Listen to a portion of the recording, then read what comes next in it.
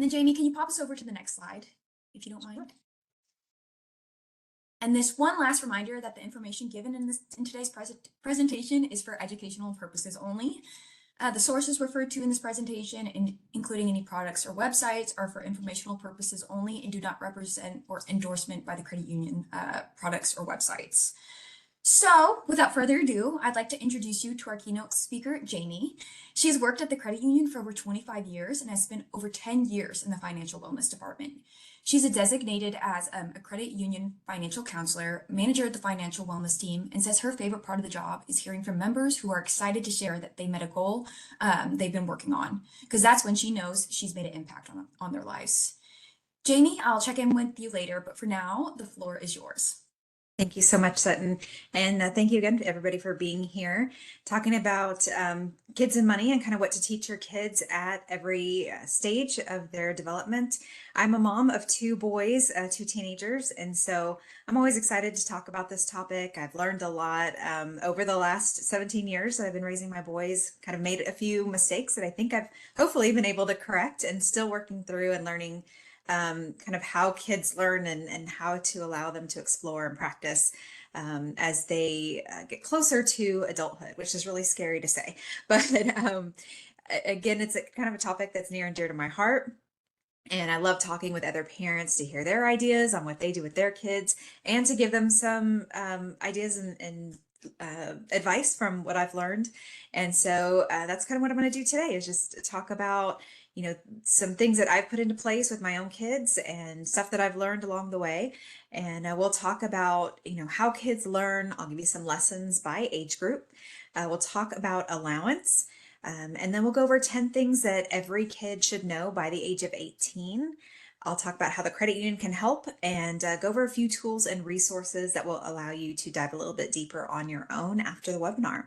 Feel free to ask questions along the way using that Q&A like Sutton said, and we'll pause about halfway through to take some questions and then again at the end. So keep them coming, and I look forward to speaking with you at that point. But before we get started, I want to start with a survey just to get a feel of the audience and how you guys have learned. Sutton, you want to help me out with that?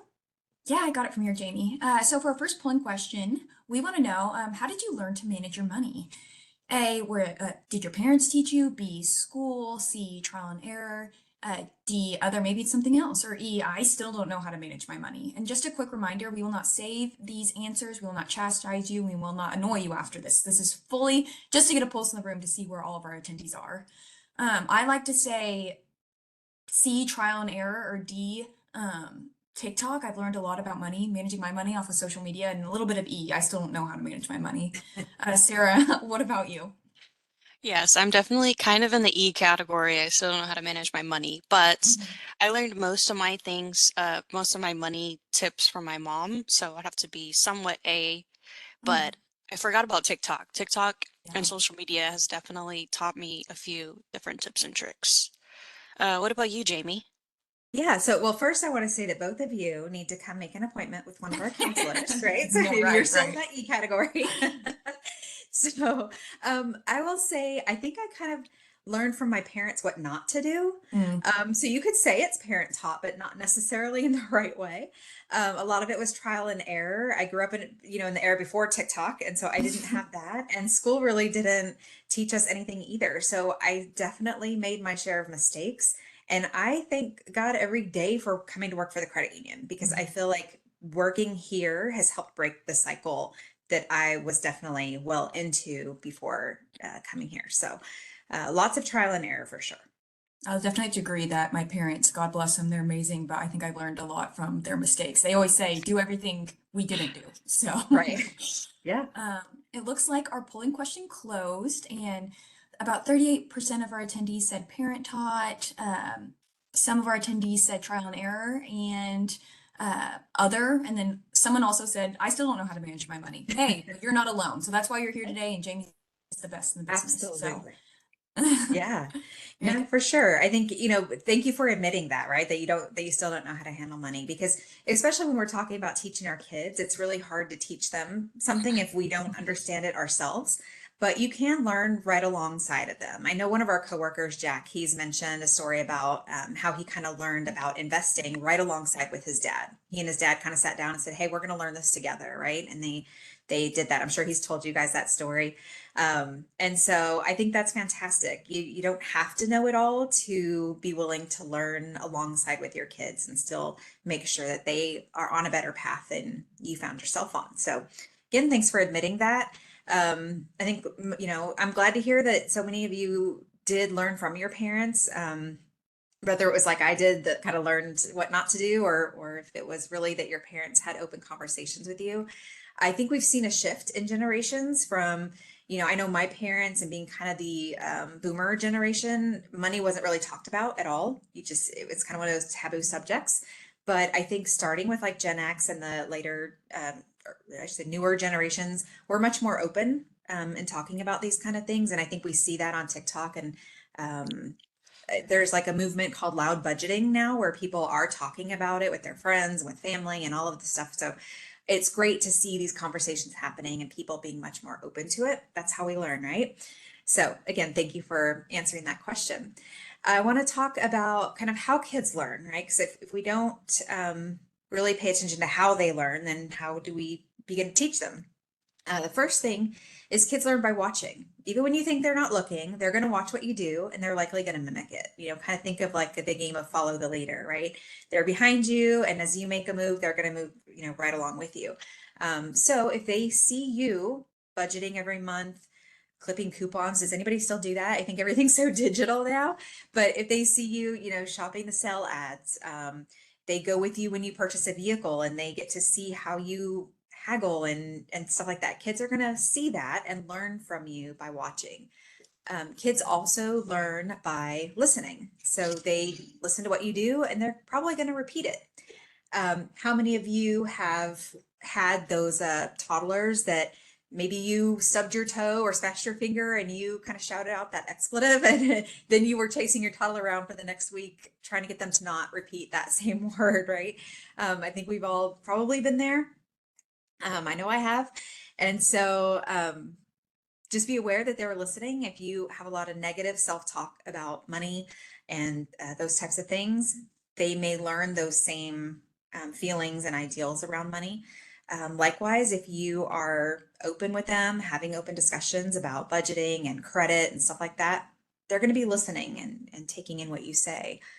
And then finally, of course, by doing. I think this is probably how everybody learns best, right? It's a hands-on experience. And so as they get old enough, we have to make sure that we are allowing them to actually practice. So, from little ages, practicing counting out coins, dropping them in a piggy bank. When they're old enough, practice using a debit card, and even a little bit older, practice with using credit and what that looks like. And also allowing them to make some mistakes while they're still in the safety of your home where you can guide them through it. But we can't always fix it for them, right? So for instance, if your child is a little bit older, has a checking account, and they use their debit card and they overspend and get an overdraft, if you rush in and deposit money before they get that overdraft fee, then they're not going to learn what the pain of having to pay that fee feels like, right? So we have to allow them to make those mistakes by having that hands-on experience so that they'll learn from that as well. So just to summarize again, kids will mimic what they see. They'll repeat what they hear, but they will remember what they actually get to do. So another poll real quick, just to get an idea of the age groups. Sutton, you want to help me out? Yeah, so for the second polling question, we want to know, what age group does your child or children fall into? So is it A, infant to preschool, 0 to 5 years, elementary, 6 to 9 years, tween, 10 to 12, D, teenager, 13 to 18, or E, adult, 18 plus? I still wish I was in that teenager category, but sadly I'm in the adult category. Yeah, Jamie, what's some of the best, we were talking about your son before this, who's about to graduate high school. What's the one biggest financial thing you've tried to teach him going Oh through gosh, high school? savings. Yes, Mhm. savings. So, he got his first job about 6 months ago. And so we immediately, before he had that first check, we were talking about, what percentage of it to put away in savings and how to, spend wisely. And, we kind of made some compromises because it's his first time really having some financial freedom there. And I was just really adamant about him starting the habit of saving early. And then with the rest of it, so basically what we decided was 50% of his check goes into savings, and then 50% of it he can spend however he wants to, no questions asked. And then he gets to make those decisions and have some freedom.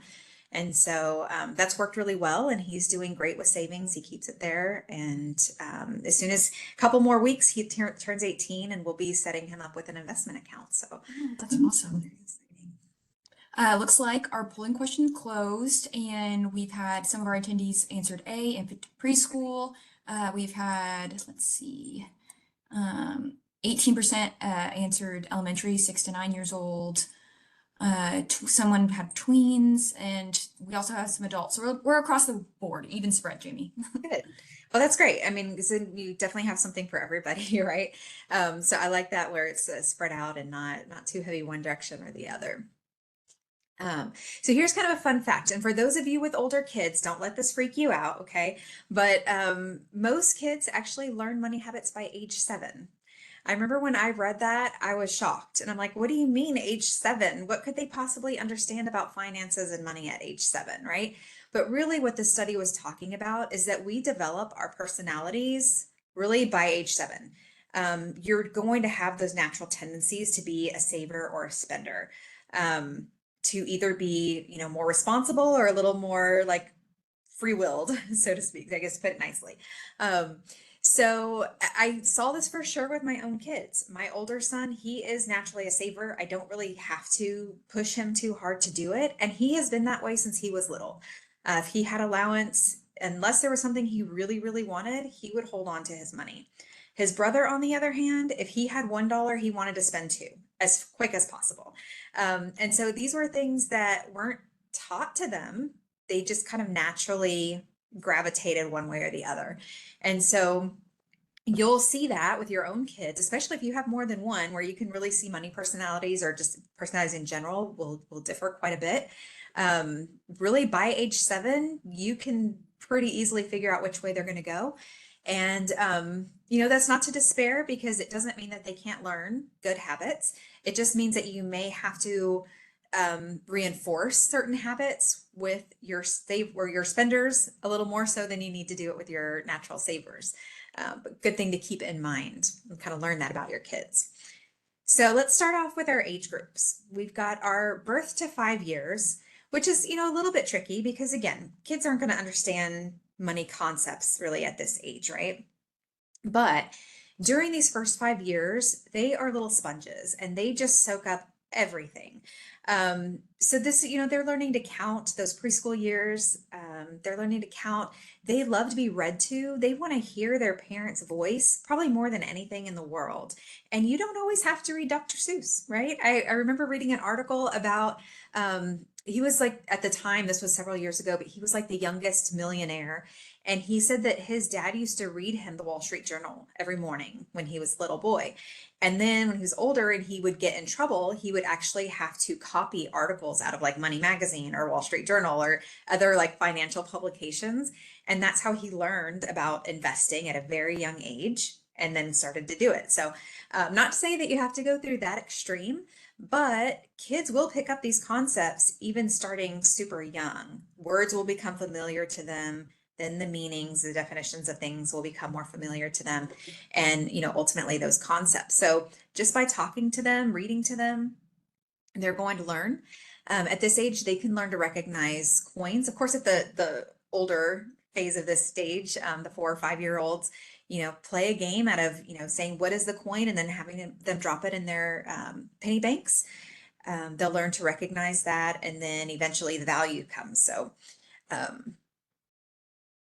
they can do that. And then work equals reward. You want to start to introduce that idea at this age.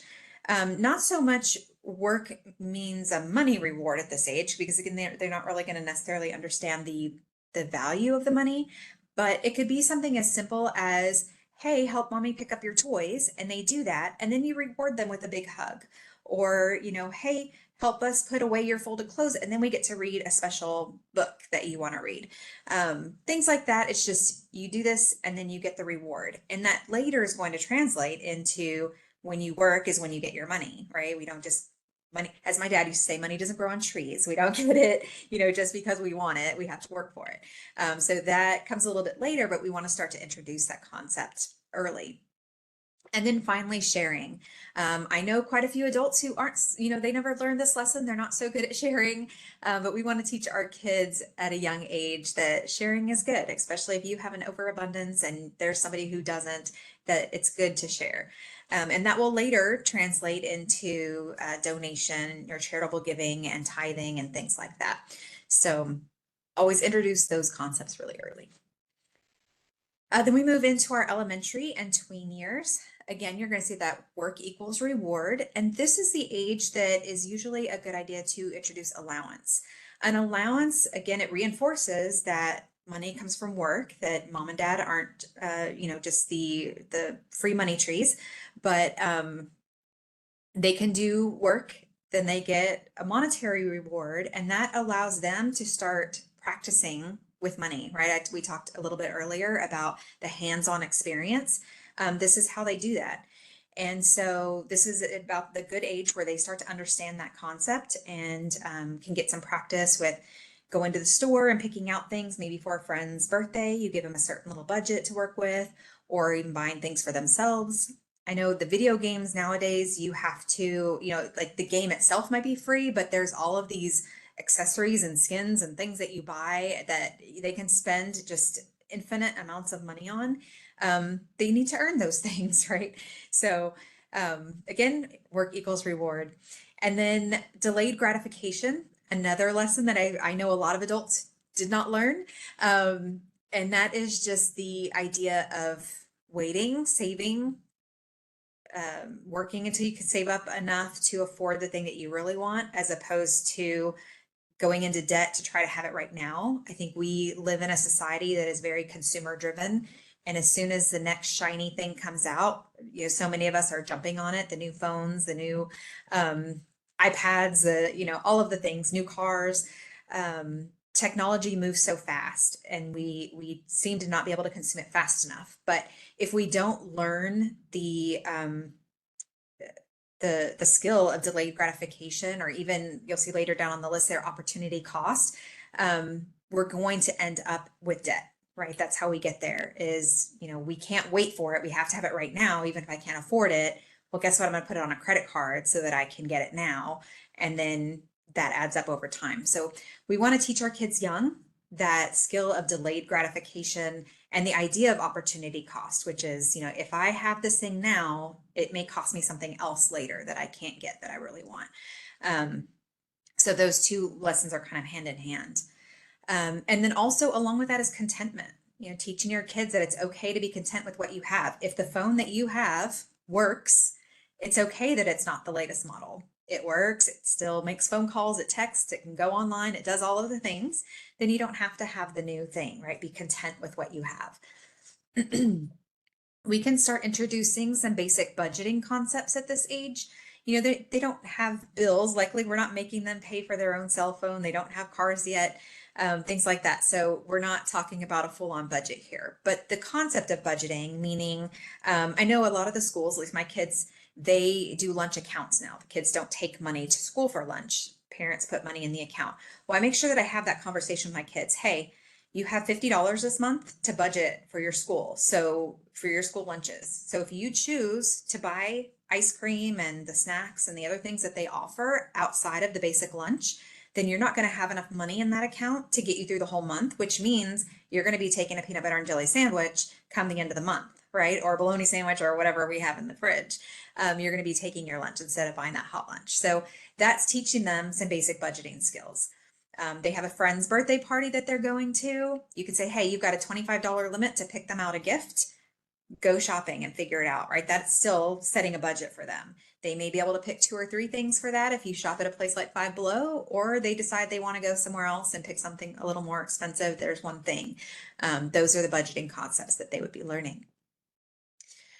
This is a time to really hone in on some borrowing habits And we're not talking in this case about borrowing money necessarily, but when they borrow something from somebody, whether it be, maybe your daughter borrows your sweater, or your son does borrow $5 from you, or borrows something from a friend. I don't know. I want to say like borrow a CD, but we don't do that anymore, right? So even borrowing a book from a library, let's say, when we borrow something from somebody, we have to take care of it and make sure that we return it back in the same or better condition than it was in the time that we received it. And that's will translate later into even borrowing money, right? That when you borrow money, you have to pay it back, and it's due back at a certain time. We want to make sure that we take care of that responsibility. And so even in just borrowing things now can translate later, or teaching them that it's not wise to borrow at all. This was actually an area that I felt like I caught myself making a mistake with my kids, in that when I would give them an allowance and I would allow them to go shopping, my youngest one usually was the one who, if he had a $10 allowance, he found something that was, exactly $10, and then there was tax still due. And he would say, well, can I just take it from what you'll pay me next time? You can pay me less next time. And at first I was doing it. And then I realized, you know what, I'm teaching him a really bad habit, because he's spending money that he doesn't have yet. And so he was borrowing from his future income, right? And I think it was setting a bad expectation or habit for him, in borrowing in a way that was not healthy. And so I put a stop to that. And then we had to start having the conversation of, okay, you only have $10, and you have to remember that there's tax. So that means you can't find something that's $10. You're gonna have to find something that is $8 or whatever. So important lesson there. And then setting goals. This one I had a lot of fun with the kids in planning vacations, and really kind of bringing them into the conversation about budgeting and goal setting. And so one of them, a couple of years ago, we decided we were going to go to Disneyland. And if you've ever been to Disneyland or Disney World, you know that it's very expensive. And I wanted them to be part of that conversation, to understand, what goes into the planning for these trips, both financially and just logistically, and for us to set some goals. Okay, so if we wanted to be able to eat at this particular restaurant in Disneyland, then let's look up what that costs, and that we're going to add that to our budget, right? And then I made a little chart, and told them every time I put money into our vacation savings, we came in and filled in the chart. And so we were able to see how close we were getting to that goal by the time we were going. And you can do that with lots of things for them. If there's anything that they want to purchase, or, as they get closer to, 16, even I know I started working when I was 12. So if you have a really ambitious young one, and they start earning money around that young age, and they might want to start thinking about purchasing a car, they're a few years off from driving, right? But it's not likely that they're going to come up with a few $1,000s overnight if they wait to save until they're 16. So you can talk about goal setting from the moment they start earning money, like, hey, let's put a little bit aside for the goal of purchasing a car when you're 16. And maybe if you're able to, you can do a match. So, hey, for every $1,000 you save, I'm going to match $1,000. And then by the time they're 16, they've met their goal, hopefully, of $5,000 or $6,000, whatever. You can't buy $1,000 cars anymore like you could when I was 16, but it's just all about setting those goals and giving them something to reach for. I talked about opportunity cost, and then all of this really comes down to the idea of give, spend, and save. So when they do receive money, whether that be through an allowance or earned income somehow, that they can divide that between a giving, whether that be through tithes or charitable giving, saving, or spending, having money to kind of freely give. And so when my kids were younger, we haven't used it for a while, but I do still have it. Let me reach back here. Let me show you. We used to have these jars, if you can see that. It has give on there. And we just used some little fancy tape in a jar, and we had the give jar. And so every time they would get an allowance, they would put money in here. And then at the end of the year, we would actually discuss as a group together where we wanted to donate that to. And usually it was to our local pet shelter. We would go and buy some food and toys and stuff like that to drop off. And so that's a fun way, and it's kind of visual for them to see the funds grow. You can do that through savings accounts as well, but giving them purpose to their money is really important. And it's all comes down to like hands-on ways for them to practice skills with their money. So I know I said a lot with those first two. Do we have any questions from our audience at this point? We can take a little break. I don't have any questions in my queue. Sarah, do you have any questions in yours from any attendees? I do not, but for any attendees that have questions, go ahead and put them in the Q&A feature, and then we'll get to them. If not now, then a little bit later towards the end of the presentation. So don't be afraid to ask your questions. Please do. All right, so I'll keep going then. If something pops up, feel free to stop me. I don't mind being interrupted. Okay, but we'll move on to teens 13 to 18. This is where I'm at. My youngest is 14. I mentioned my oldest is 17. He'll be 18 in just a few more weeks. I get a little weepy when I think about it.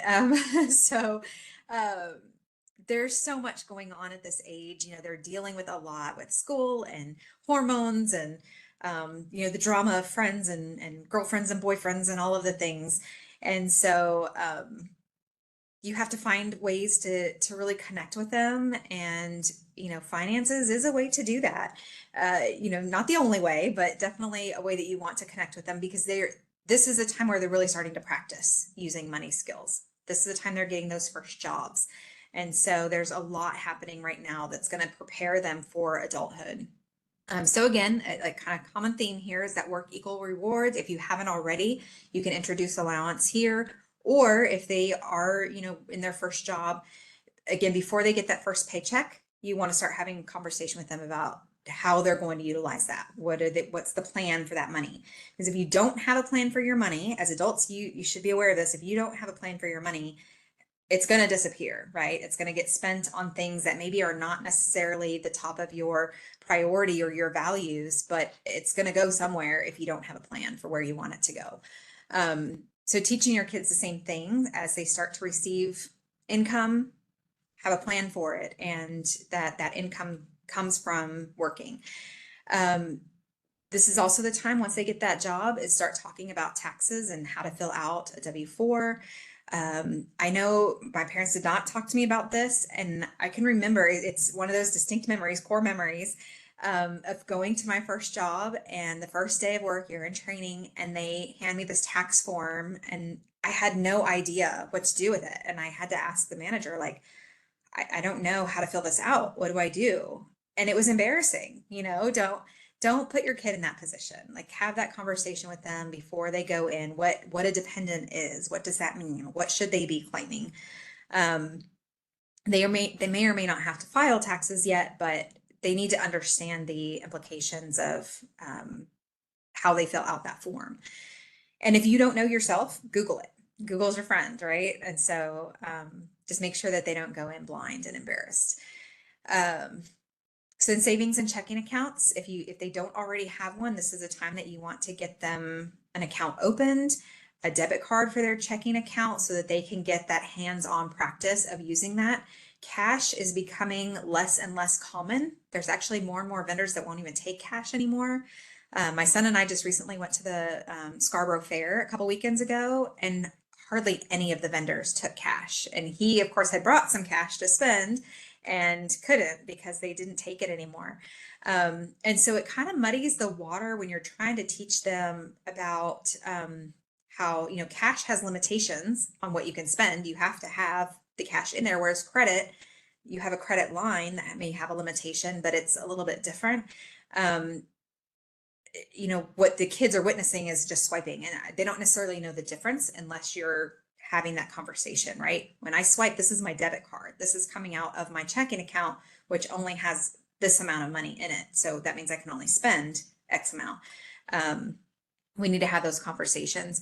Again, you know, checks also are not super common anymore. And so with that, we don't really have checkbooks for balancing.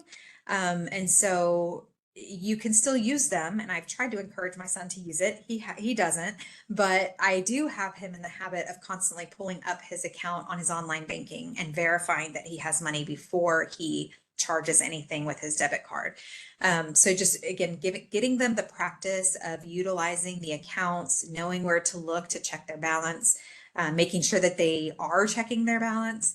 and that they understand, how debit works, that just because you swipe it doesn't mean it comes out right then. Sometimes it might take a day or two to clear. And so they have to be aware of how much they're spending at all times, make sure that they don't go over. Again, we come back to budgeting. Depending on the age, if they are driving, you may want to pass on some of the bills to them. Could be that they pay for the gas for their vehicle. If they're working, maybe they're helping pay towards the insurance, or maybe they're paying their cell phone bill. Those types of things, when they start to take on some of those responsibilities, then they learn to budget their money with that. It could be, for my son, again, something applicable is we have prom this weekend. And so we had to set a budget for, prom tickets and his tuxedo, and for him to have some fun money for his after party and all of the things. And so we kind of put together a little budget, like, okay, this is how much I'm willing to contribute towards this. And if you go over that, then you have to contribute that difference. And so those basic budgeting concepts makes him very aware. And it reminded me of another thing when we were at the Scarborough Fair and he realized how expensive things were there. He was like, Mom, I realize, it's really different when you have to spend your own money. He's like, I have to spend my own money. I don't really want to spend it on this stuff. And I was like, yeah, but if it was me, you'd be okay with it, right? And he's like, yeah, because it's not mine. So, that budgeting, it really kind of kicks in and they start thinking about it when they have to budget their own money. So again, long-term savings is another good lesson at this point. And when I say long-term savings, at this age, if they are working, they've got to start thinking about retirement, right? They're too young. In their minds, they're not thinking about retirement. But if they can start now contributing towards retirement, they're not going to have to work until they're 70 or 80 years old. Like my dad was working till he was 70. They're going to be well set that if they decide they want to retire early, or, at the normal age, 65 or so, then they can do that because they will have started early enough. And with the power of compound interest, they'll be set up very nicely to retire when they are ready to. But even before that, long-term savings also means purchasing a home or even a car, depending on their age, right? If they're 13, 14 years old, even buying a car at 16 or 17 feels like a long time away. And so that could be considered long-term savings for them. This is the time to start talking about investing. I'm talking to my son about this, and I'll be really honest and transparent here. This is one area that I am not comfortable in. I don't have a lot of knowledge around investing. It's not something that, other than my 401k, which I allow a company to manage for me, it's just not something that I'm super knowledgeable in.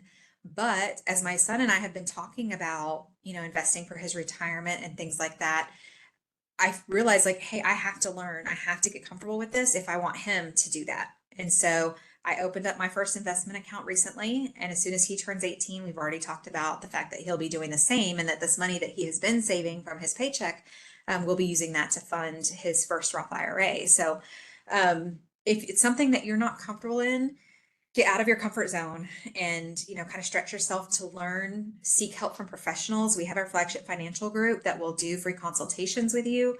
And then, like I said, I'm not an expert in investing, but as far as other avenues of financial wellness, come talk to our counselors. That is also a free service that we offer. So we can kind of help guide you so that you can better guide your children.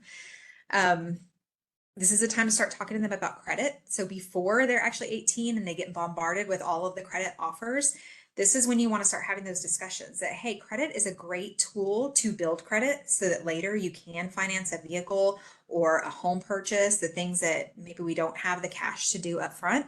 But we have to be really responsible with how we handle that, right? And so one thing that I tell my son is when you borrow money, if you use a credit card, you are literally borrowing from your future income. So before you're willing to make that swipe of the card, you need to ask yourself that thing's going to be at least a minimum of a $25 a month payment, right? Minimum.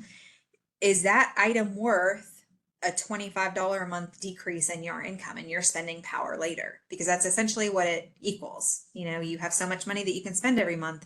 You're either going to spend it on paying cash for the things that you want, or you're going to spend it on making payments for things that you wanted a couple of months ago.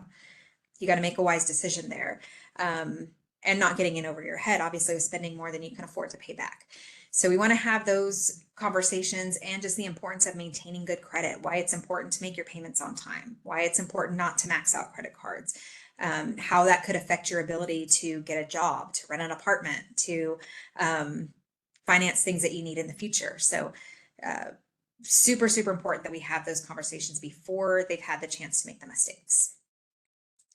And then a conversation again where we've been having a lot here recently is paying for college. I started saving from the moment that my son was born, but it wasn't enough. I was a single mom and not having a lot of extra income for many years didn't allow me to save as much as I would have liked to for college.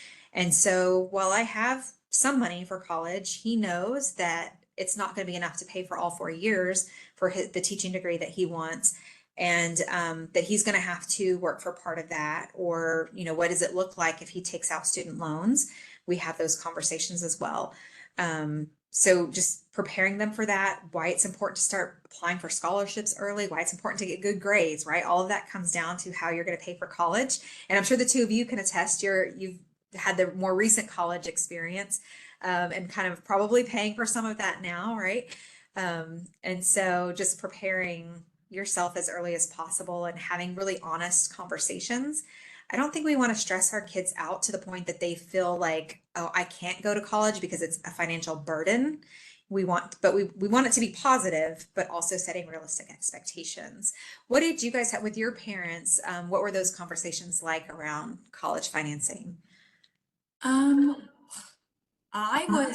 So both of my siblings, I have two older siblings, they both went to college, and then I went to school out of state. I went to Oklahoma State, and my parents, they were making me apply for all scholarships or things I could find. They wanted to support me in my dream to go to college, but I knew I was also going to have to take on loans. So they were like, listen, we'll meet you halfway. We're only going to put as much work into this as you put into it. So, but I did have assistance, which I'm very grateful for. What about you, Sarah?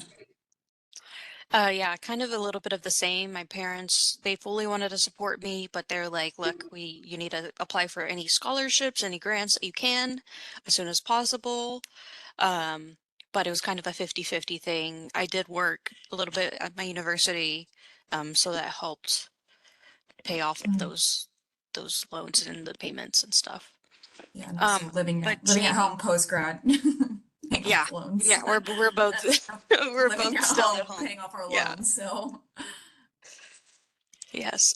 Jamie, we had a question that I'm going to get to in a second, but going back to investing, I know there's a bunch of different apps and stuff that you can learn from, but I know Charles Schwab has a little platform called Thinkorswim where it lets you kind of play with their trading system or whatever and kind of make like fake trades. mhm. So that way beginners can learn before they're investing actual money into that. So it's pretty cool. But Awesome. yeah, I like that little plan that you have for your son.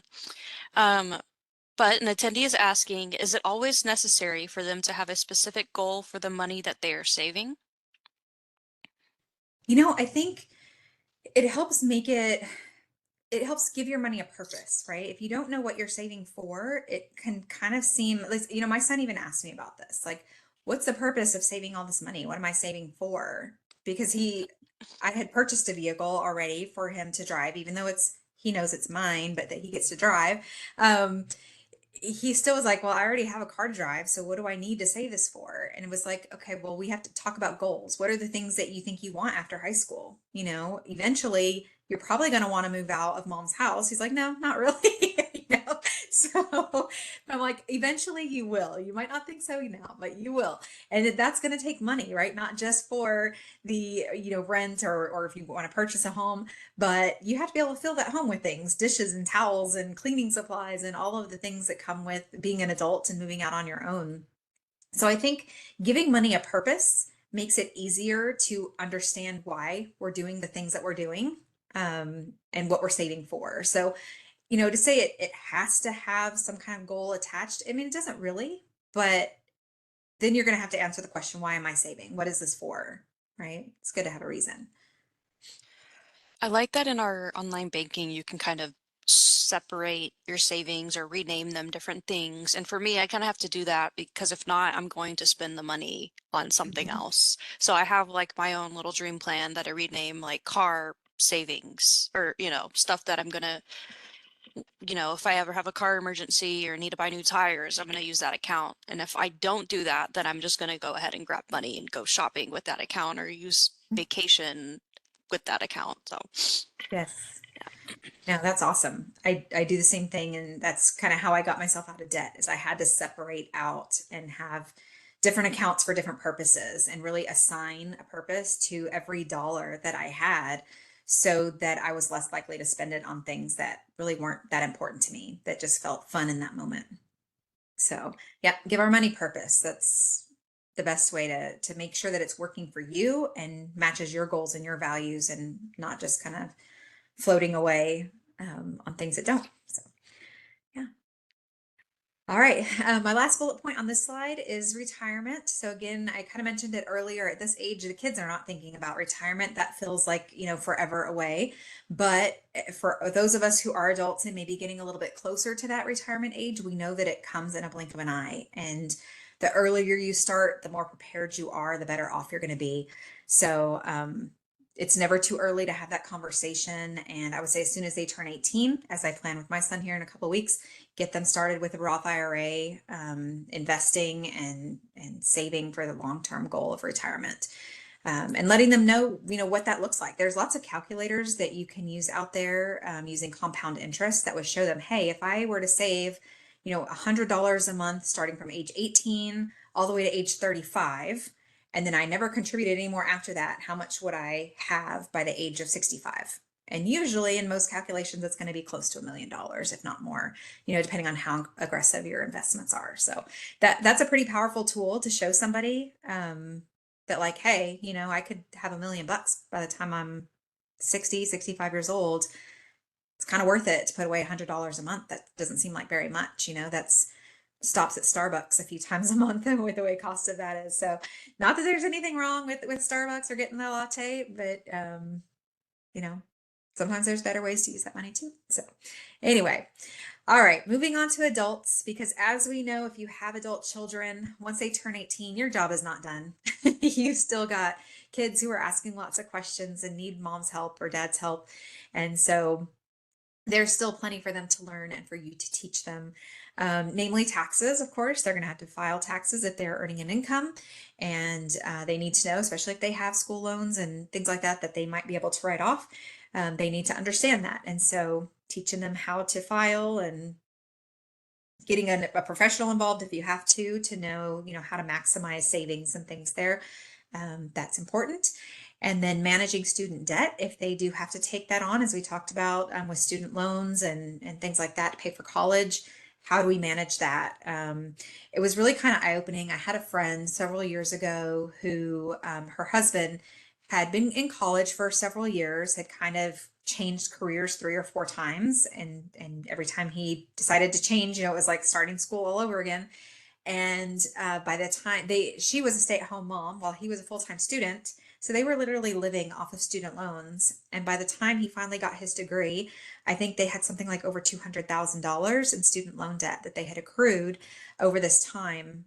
And, you may or may not be aware, but student loan debt, usually you cannot file bankruptcy and get that dismissed through that. You're going to be stuck with it and the government's going to get their money. So we want to make sure that our students understand that school money is for school, and if there's other money that you need for a living, then you've got to work for that, or mom and dad have to step in and help out, or whatever it is. But we don't want to finance our lifestyle with student money or credit card debt or any of that stuff. We don't want to end up in trouble by the time we get out of school. Again, reinforcing credit skills and how to use that. By the age of 18, they need to start checking their credit score. From the time they're 18, honestly, I would have them pull their credit report and score immediately just to make sure that there is no fraud or anything else going on. I have heard stories from members that I've worked with where a parent had used their kid's credit to obtain credit on their own, on their behalf, and had ruined their credit before they even had a chance to utilize it themselves. And so, things like that happen. I'm sure nobody on this call would do that to their kids, but it's important that your kids are aware of how to pull their credit, what to look for, and, how to maintain a good credit score. Again, long-term savings, talking about retirement, purchasing a home, all of those types of things. As they move on in their years, get out of high school, settle into their career, they start thinking about purchasing a home. You want to teach them about how to shop lenders, what to look for, um, you know, how to budget so that they're not buying too much home from what they can afford or even renting, and those types of skills. And then, of course, retirement and reinforcing the need to save for retirement, especially if you were not taught this at a young age and maybe you didn't start contributing to retirement until later, then you fully understand that opportunity cost that you missed by not starting early, and you have that chance to make sure that they don't make the same mistake. Of course, we can't force them to learn, right? You can lead the horse to water, you can't make them drink, but you can at least sit back and say, you know what? I taught them everything I could. They have all the skills that they need to be successful adults and financially healthy adults. I've done my part, and the rest is up to them. And some of that nature is going to take over, and they may or may not follow your advice, but you will have set them up for success and can rest easy in knowing that. Okay, so I get this question a lot, and so I decided to go ahead and make a slide about it. And it's kind of about like whether or not to give an allowance. How important is allowance? And here's the thing, giving a child an allowance is a tool to help teach them the value of money, right? That money is finite, that there's a limit to how much they have. It teaches them the value of work, that again, money doesn't grow on trees, like my dad used to say, that they have to work to earn it. It gives them the opportunity to make decision-making skills, right? So they get to decide and have a little bit of financial freedom with how they spend their money, and learning from those mistakes. Like, hey, they decided to spend it on something that wasn't very wise. So later when they're asking for something, maybe to go on a field trip or spend something somewhere else, you can say, hey, well, remember when you decided to buy that instead? That means you don't get to buy this now. So that goes into those decision-making skills. You do this now, it's going to affect what you can do later. And then fourth, it gives them some independence, right? They get to decide and have some freedom in how they choose to spend their money. And it helps them to feel a little bit more in control and a little bit powerful, and so I think that that's really important, especially in those teenage years where there's a lot of struggle for control with teenagers. I definitely sense it in my house. I try to give my kids as much freedom as I can, but as a parent, I still have to put a lot of boundaries on them for their safety. And so we can kind of use that tool as a way of giving them some freedom and making them feel like they have some freedom to make some decisions, while still setting up some safety boundaries and things like that for them. So I think allowance is really important. However, not everybody can afford to do that, right? And so if you do not have it in your budget to be able to give your child an allowance, then I would say look at the things that you're already spending on them, whether it be school clothes, lunch money, the things that you're spending it anyway. Use that as a way to help them learn how to manage that money. So when it comes time to go school clothes shopping, you say, hey, you know what? You've got $100 or $150, whatever it is in your budget, to buy school clothes. You get to make the decisions on what you're going to buy. Let's be smart about it. Remember that these are the things that you need, right? And so you can still give them some of that hands-on experience, even if it's not necessarily in your budget to give them a normal amount every week or every month. And I know for the sake of time, I'm going to keep rolling here, but our final poll question, we want to hear from you. What is the number one financial lesson that you wish you had learned when you were younger? This is a fill in the blank. And sorry, Sutton, I just went ahead for sake of time, just kind of roll on through this. All But good. you can fill that in with what's that lesson that you wish that you had learned at an earlier age? And while you guys are filling that in, I'm going to go through the 10 things that every kid should know about finances by age 18. The first thing is how to manage a budget or spending plan. A budget or spending plan, that is the foundation of any financial goal. If you don't have that skill, it's going to make it really hard for you to manage anything else financially. The second one, how to save for goals. The power of compound interest. And just in case somebody doesn't understand what compound interest is, that's basically interest that you earn on interest So deposit $100. After a year, you earn $5. That next year, you're earning interest on the $105, right? So it's compounding over time. Okay, the next one is how to balance a checking account, how to check their credit report, the importance of good credit and how credit works, how to comparison shop. So not just purchasing the first thing that you find, but actually doing research, which it's now easier than ever to do that through, AI. There's AI, you can say, hey, find me the best price on this, and it pulls up a bunch of stuff, or even just Google pulling up different websites is now easier than ever to comparison shop. An important skill to help you save money. 9, the difference between needs versus wants. Again, I know a lot of adults who still haven't figured this out. So really important to teach your kids that early. And 10, the basics of investing. Super important. That really is the wealth building tool that we have now more than anything. It's through investments. And so if we really want to set up our kids for success, we need to make sure that they know at least the basics. Do we have some responses to our last poll question? Let's see here. I'm going to read some out loud. The basics of investing. Somebody said budgeting, understanding a pay stub, non-impulse buying. And then somebody else said compound interest and retirement planning. So a little bit about what you shared here. Awesome. Thank you for sharing that. And here's my challenge to you. Those things that you said that you wish you had learned when you were younger, make it a priority. Think of some way that you can bring that up with your kid this week. How can you bring that up in conversation with your child this week? Or maybe it's that you need to still research it a little bit more yourself, but make a plan to introduce that idea to your kid in some way that is relevant to their age within the next, week or two. Now, quick review of some credit union products and services for our youth to kind of help you set up the tools that they need for their financial wellness. Of course, from the time that they are born, they're eligible for membership. If you are a member of the credit union, your children are eligible for membership. They can also have secondary savings accounts and our Dream Plan certificate, which is a great tool. At 13 years old, they are eligible for the youth checking account and debit card, which really helps get them that hands-on experience. And then at 18, they're eligible for overdraft protection, a starter credit card for our first-time borrowers, and first-time loans for autos, personal, and education loans. So keep those in mind. Depending on the age of your children, we may have an account or a tool that's available to help set them up for success.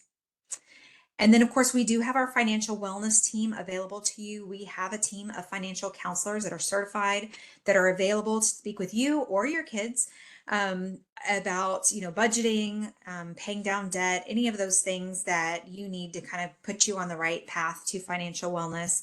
You'll see our phone number there, 833-FINWELL, or you can email us at financialwellness@aacreditunion.org to set up a appointment. It is completely free, complimentary, just part of the benefits that we offer our members.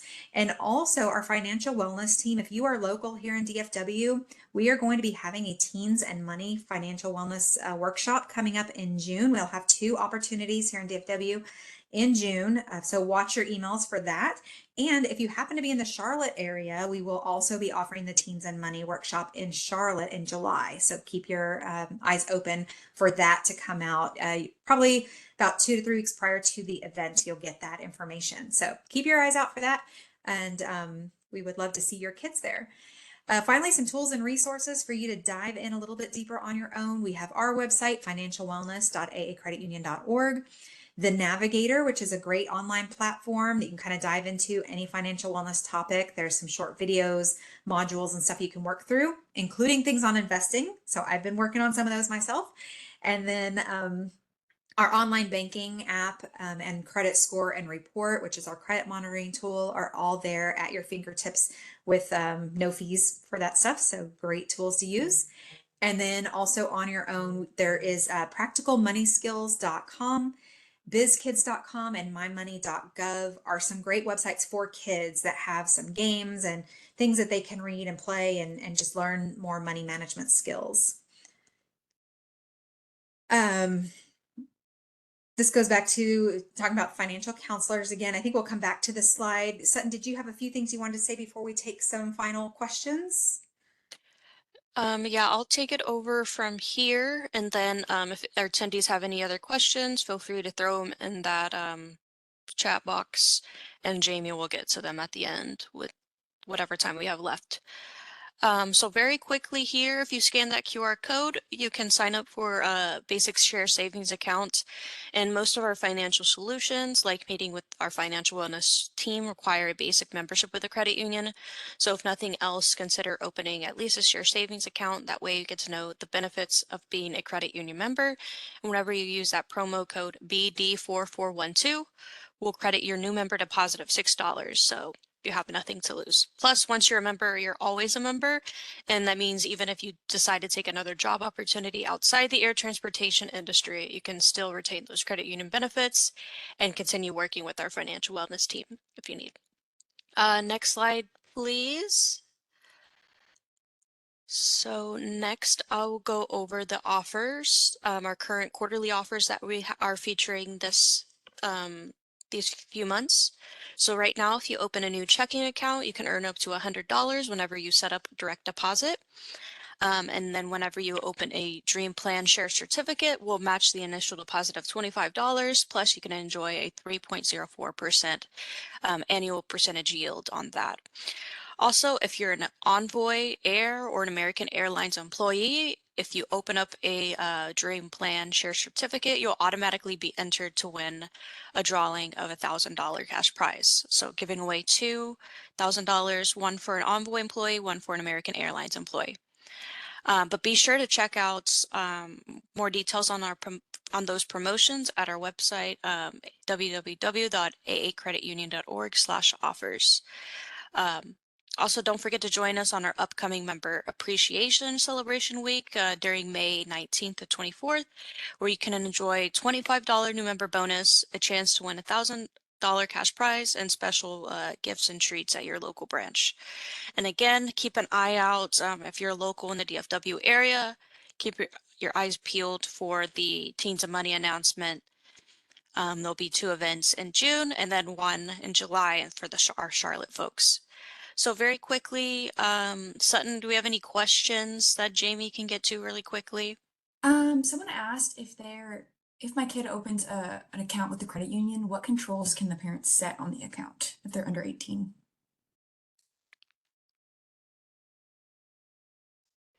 Oh, you're Oh, muted. Sorry about that. There's not necessarily any controls that I'm aware of. I know you can set alerts on the account so that it will alert you, like if the balance drops below a certain amount. And then of course you're joint on it, so you would have full access to see it. Like even though it's a separate account number and everything, when I log into my online banking because I'm joint on my son's account, I still see it listed on all of my accounts. But there aren't any other controls.